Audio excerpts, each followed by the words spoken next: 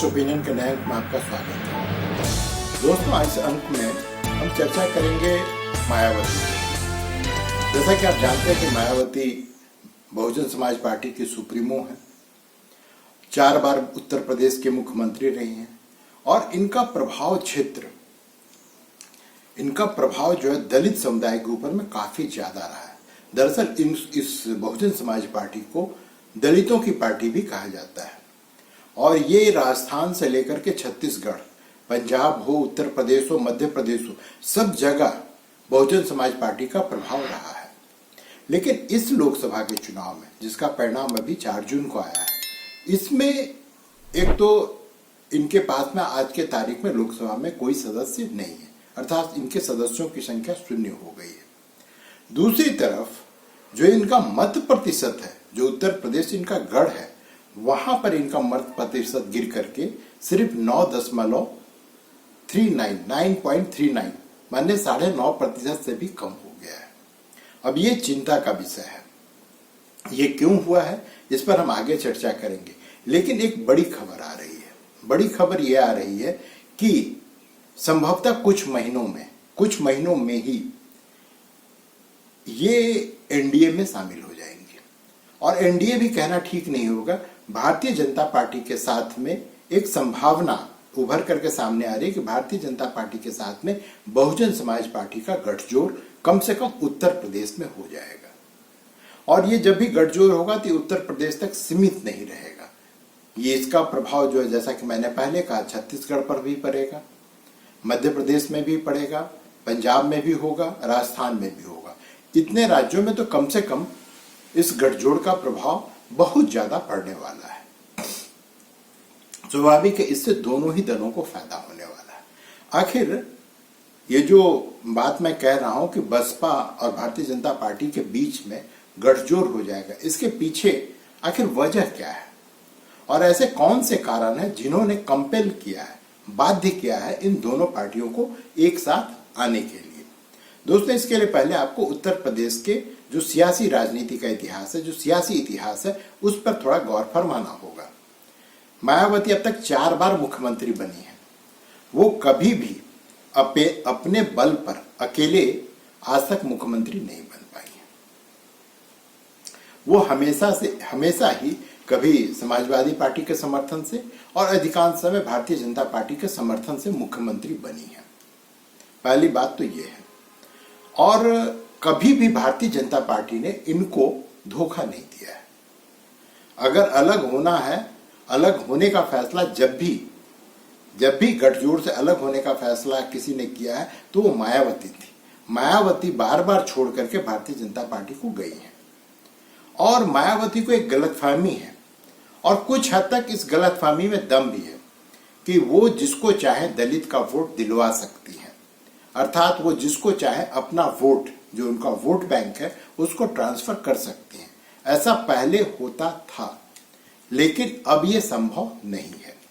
और इसका उदाहरण है, जैसा कि 2019 के चुनाव में उस समय अखिलेश यादव, जो समाजवादी पार्टी के प्रमुख हैं अभी, और बसपा के बीच में समझौता हुआ था। इस समझौते को नाम दिया गया था बुआ भतीजा, बुआ बबुआ का समझौता। बबुआ थे अखिलेश यादव। और इस समझौते के परिणाम से जो बहुजन समाज पार्टी है वो तो 10 सीट जीतने में कामयाब हो गई, लेकिन सपा को उस रूप में सफलता नहीं मिल पाई। उनको सिर्फ 5 सीट मिला था। अब ये क्यों हुआ था, इसके लिए आपको जातीय समीकरण जो उत्तर प्रदेश का, वो जिम्मेवार है और उसको समझने की जरूरत है। दरअसल दोस्तों है क्या,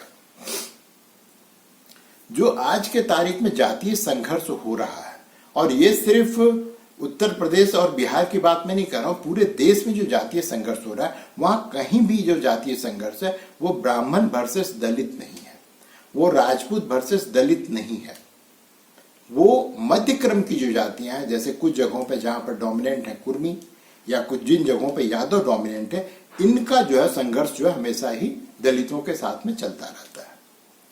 यादवों का खास करके उत्तर प्रदेश में ये है कि इन पर SC एक्ट उन लोग लगा देते हैं, दलित लोग, और इनको परेशानी होती है। इसके परिणाम स्वरूप ये लोग हिंसा का सहारा लेते हैं। तो दोनों ही एक दूसरे से दुखी हैं और दोनों ही एक दूसरे के जानी दुश्मन की तरह हैं। इसलिए दलितों का वोट कभी भी यादवों की तरफ शिफ्ट होना लगभग नेक्स्ट टू इम्पॉसिबल है, अब तक हुआ नहीं है। हालांकि इस बार के लोकसभा का जो चुनाव परिणाम आया उसमें यह देखने को मिला कि कुछ दलित जातियों ने जाटव को छोड़ के, मायावती जाटव जाति से आती है, उसको छोड़ करके कुछ जो दलित जातियां उन्होंने समाजवादी पार्टी को वोट किया है। लेकिन उसके पीछे का कारण ये था कि जो नैरेटिव फैलाया गया कि संविधान खत्म कर दिया जाएगा, बाबा साहब का संविधान को खत्म कर दिया जाएगा, आरक्षण को खत्म कर दिया जाएगा, इसको मुख्य रूप से कारण माना जाना चाहिए, जिसके कारण दलित जातियों ने कुछ हद तक समाजवादी पार्टी को वोट किया है। नहीं तो अभी भी जो दलित जातियां हैं वो कमोबेश या तो मायावती को वोट करती हैं, या जो अभी नए नए दलित नेता उभरे हैं भीम आर्मी के, चंद्रशेखर आजाद, उनको वोट किया जाता है। अब जो मैंने कहा था अभी कुछ देर पहले कि ऐसा कौन सा कारण है कि मायावती अब गठबंधन के लिए तैयार हो सकती हैं, उसमें से एक बहुत बड़ा कारण चंद्रशेखर आजाद भी है। चंद्रशेखर आजाद बहुजन समाज पार्टी के नहीं है, उन्होंने अपनी एक अलग पार्टी बना रखी है, युवाओं के बीच में वो काफी लोकप्रिय है। उनके पार्टी का नाम है भीम आर्मी, और ये पहली बार हो रहा है कि उत्तर प्रदेश के नगीना लोकसभा सीट से चंद्रशेखर आजाद जो है वो जीत गए हैं। तो इस जीत ने उनकी लोकप्रियता को तो बढ़ाया ही, साथ ही जो दलित अब तक सिर्फ मायावती का चेहरा देखते थे या मायावती के रूप में ही मसीहा ढूंढने का प्रयास करते थे, अब वो खत्म हो चुके। अब उनके पास में विकल्प है, दलितों के पास में आज के तारीख में उत्तर प्रदेश में विकल्प है कि वो मायावती को छोड़ करके चंद्रशेखर आजाद की पार्टी को वोट दे सकते हैं या उनके साथ किसी भी मुद्दे पे उनके पीछे खड़ा हो सकते हैं। पहले ये स्थिति नहीं थी, दलितों की एकमात्र जो नेता थी वो मायावती थी। तो विकल्प अब जब खुल गया है, और मायावती से चंद्रशेखर आजाद का संबंध कोई बहुत ही अच्छा नहीं है, और न पहले था न अब है। और उनकी दीदा दिलेरी देखिए, चंद्रशेखर आजाद की अभी सिर्फ एक लोकसभा का सीट उसने जीता है, और वो बहुजन समाज पार्टी के जो भावी नेता हैं, मायावती के भतीजा हैं आकाश आनंद, उनको न्योता दे रहा है कि तुम हमारे पार्टी में शामिल हो जाओ। अर्थात मैंने बहुजन समाज पार्टी उनके नजर में अब दोयम दर्जे की पार्टी बन गई है। स्वाभाविक है कि जो पार्टी का अपना एक इतिहास रहा, 1984 में बहुजन समाज पार्टी का जब गठन हुआ था, उसके बाद इतनी जल्दी, मुश्किल से 10 साल के अंदर उत्तर प्रदेश में मायावती मुख्यमंत्री बन गई। आप इसी से अनुमान लगाइए कि कितनी तेजी से ये पार्टी फैली होगी और कितनी तेजी से इसका विस्तार हुआ होगा। राजस्थान हो वहां पर, या फिर मध्य प्रदेश हो, छत्तीसगढ़, सब जगहों पर इन्होंने 1-2 विधायकों को तो जिता ही लिया। राजस्थान में इनका बहुत ज्यादा प्रभाव है।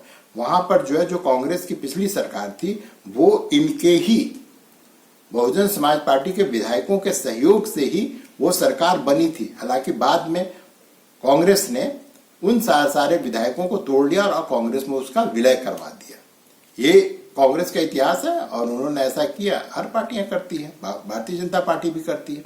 लेकिन अभी जो मुख्य मुद्दा मायावती के सामने हुए अस्तित्व बचाने की, क्योंकि सीट लोकसभा या विधानसभा में न होना एक बात है, लेकिन मत प्रतिशत का 10% से नीचे चला जाना ये दूसरी बात है। और मत प्रतिशत में ये गिराव जो है, इसके कारण जैसा कि मैंने आपको बताया है, मायावती इकलौती उनकी पार्टी बहुजन समाज पार्टी तो जो इस लोकसभा चुनाव में 57 मुसलमानों को टिकट दिया।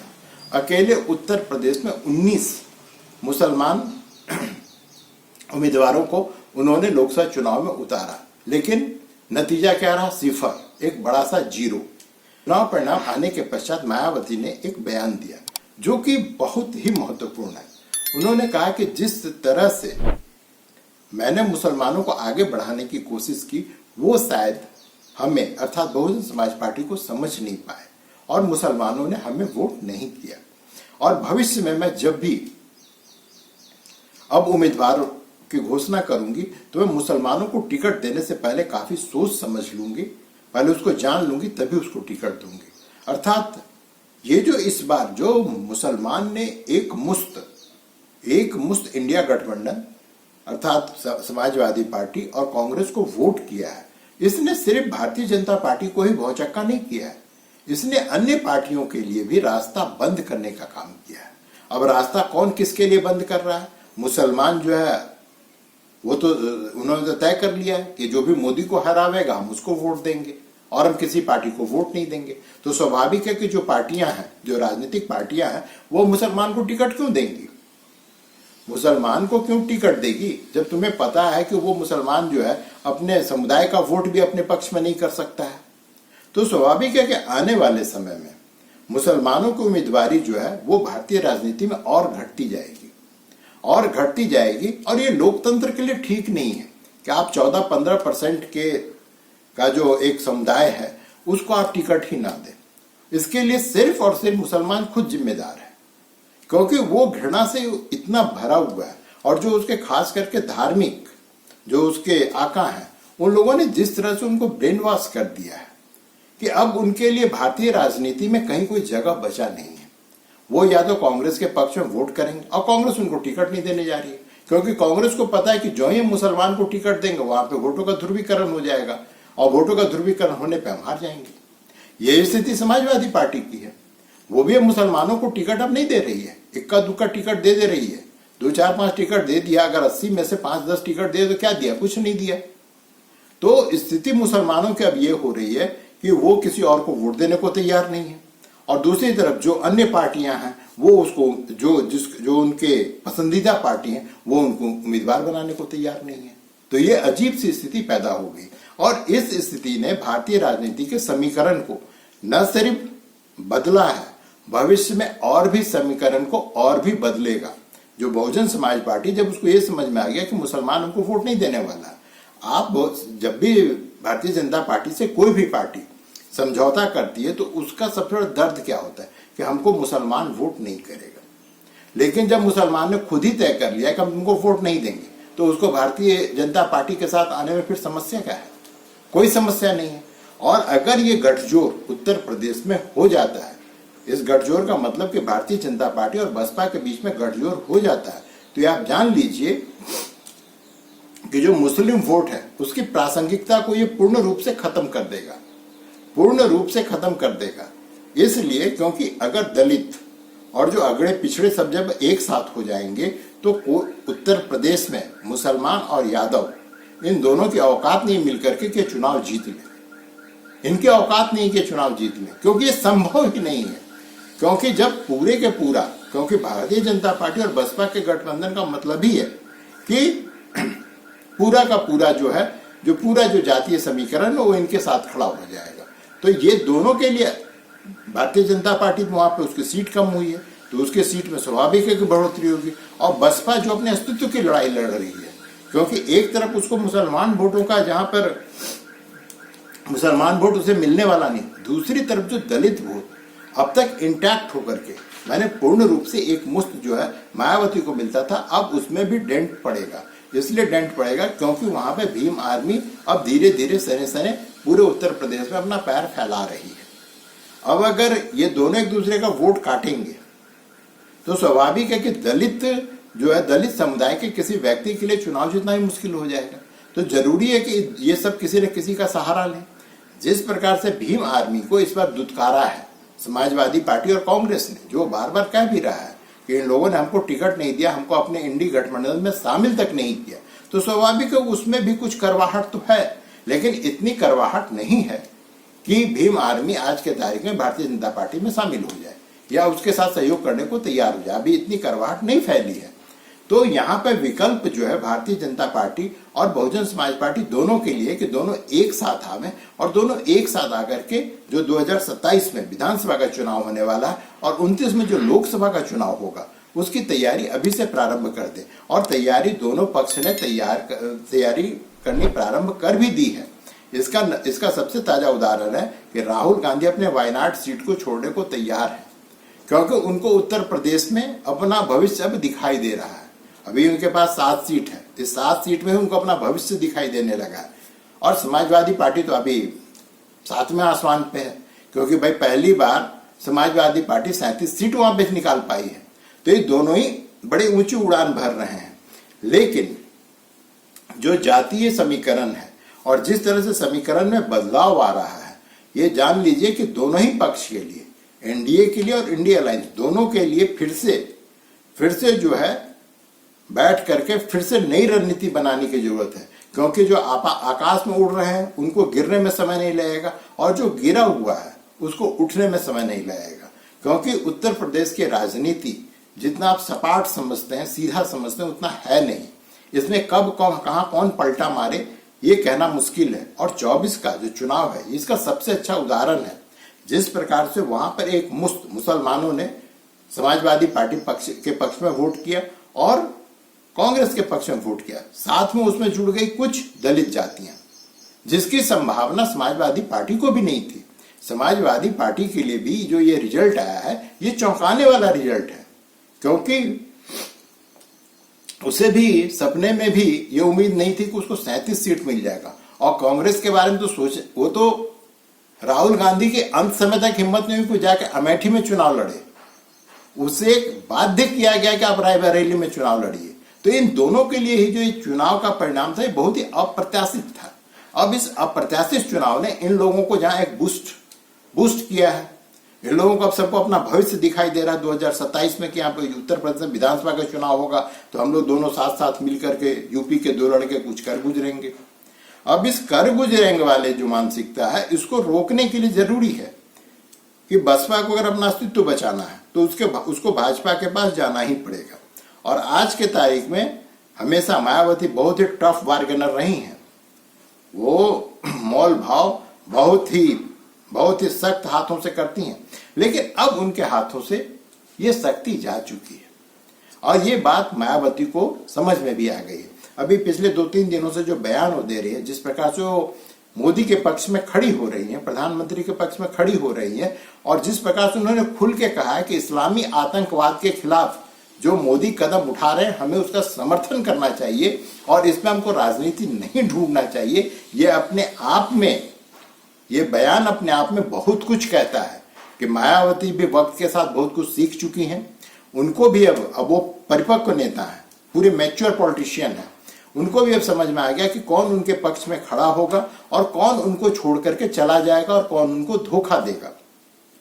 इस बीच में मायावती का एक और उद्देश्य है। मायावती ने अपना उत्तराधिकारी अपने भतीजे आकाश आनंद को घोषित किया था, उसको पार्टी का कोऑर्डिनेटर भी बना दिया था। वो तेज तर्रार लड़का है, वो तेज तर्रार नेता है, उसने काफी सारे बयानबाजी की, उसमें कुछ विवादास्पद बयान थे। मायावती ने तुरंत